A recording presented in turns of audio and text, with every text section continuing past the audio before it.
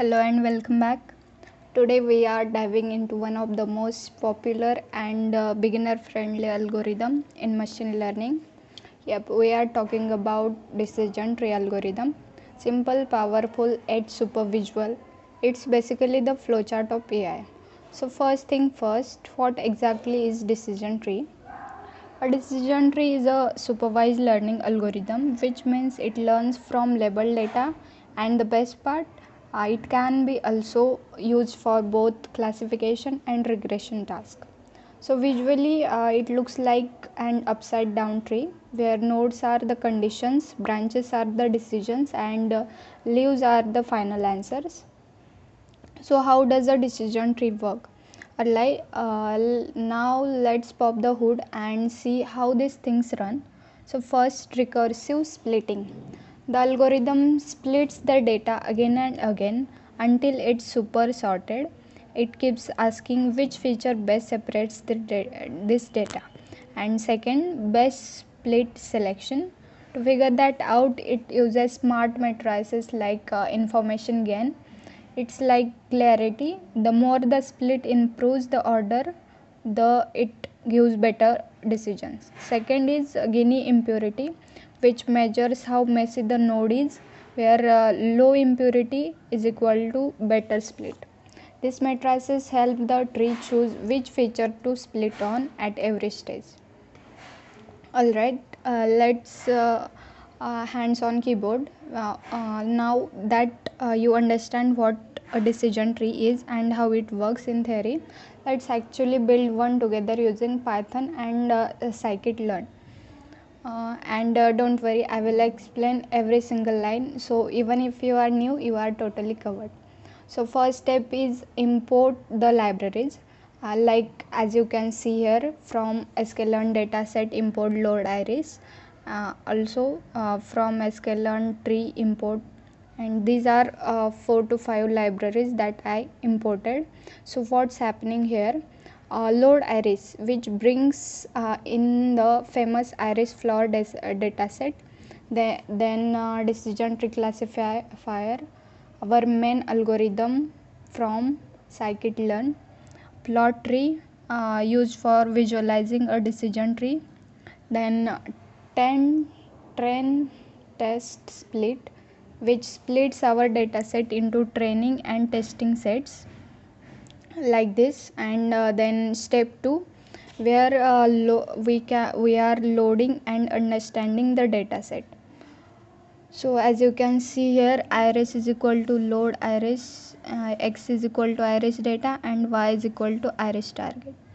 So the iris dataset is a classic one in machine learning, which includes measurement of 3 types of iris flowers like setosa, versicolor, and virginica. The x variable holds 4 features for each flower, which is sepal length, sepal width, petal length, and petal width. And y is the flower's actual species encoded as 0, 1, or 2. Then next step is split into training and testing sets. So here we are telling Python like, hey, use 70% of the data for training the model and save 30% for testing it later. Random state is equal to 42. Just make sure the split is the same every time. Reproducible results. Then next step is initialize the classifier. Here we are saying use a Gini impurity criterion to decide the split. Limit the tree's depth to 3 levels. Why? Because to avoid overfitting and keep things simple. And again we use random state is equal to 42 for reproducibility.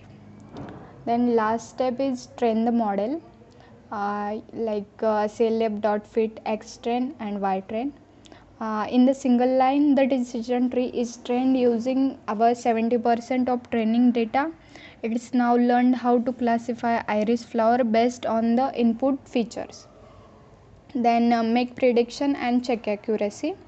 Y predict is equal to clf.predict as well. We see predict function used to let our train model guess the labels for the test data. Then we calculate the accuracy, basically what percentage of prediction we are correct. And guess what, you should get something like decision tree accuracy like 0.97. That's 97.7% accuracy. Pretty awesome for such a simple model, right? Then visualize the tree. Here the code is plot.figure up to plot.show. Here the fun part actually seeing what the model learned. The plot tree function draws out the entire decision tree. Each box is a decision node showing the condition like petal width is less than equal to 0.8. The colors help you to see the class predictions like Setosa, versicolor and all. And the samples line shows how many training examples reach that node. It's like seeing inside the model's brain. You can literally follow how it makes decision. So what did we just do? Like we loaded the data, then split it into training and testing. After that, build the decision tree, predicted the outcome and measured the performance, and of course visualized it beautifully. And with just a few lines of code, we hit nearly 98% accuracy. That's the power of decision trees in action. So there are various advantages and disadvantages of using decision tree algorithm. They are easy to interpret, handles both numbers and categories, and also there is no assumption about data. It's non-parametric, meaning it just works. And a few, but nothing is perfect. Like there are various problems like overfitting, instability, bias towards multi-level features. And to fix this problem, there are Ansible methods like random forest, gradient boosting. This combines many trees for better accuracy and stability. So there are various real world usage of decision tree. They are used in credit risk prediction, who gets approved for the loan, and medical diagnosis, fraud detection, customer segmentation. So yeah, let's wrap it up. Decision trees are super visual, easy to understand and implement, and also great for quick insights and predictions. Thanks for watching.